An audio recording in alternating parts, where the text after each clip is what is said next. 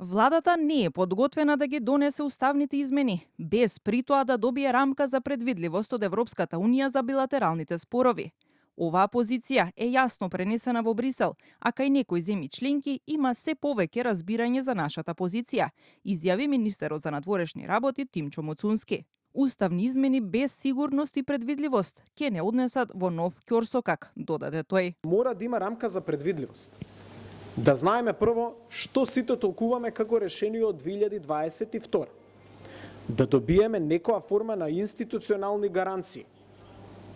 Дека нашиот идентитет, јазик, национална историја нема да станат предмет на преговори. Бидејќи во моментот не се чувствуваме комотни дека таква ни е позицијата.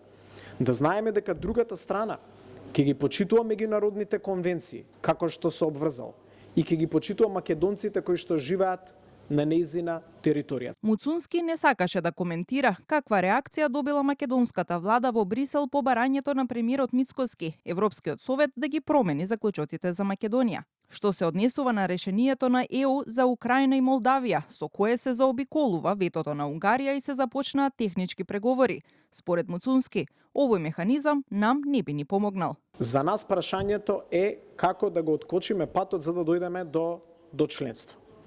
И овој механизам на технички преговори не те доближува до крајната цел, бидејќи вие сепак во некој момент ќе морате да го откочите и целокупниот процес на преговори. Запрашана како го оценува односот на ЕУ кон земјите кандидатки од Западен Балкан, албанската колешка на Муцунски Елиса Спиропали одговори дека Албанија има цврста доверба од ЕУ ќе си го одржи зборот за проширувањето. Албанија прави се што е можно во овој правец и ние разбираме дека освен техничките преговори има и политички преговори.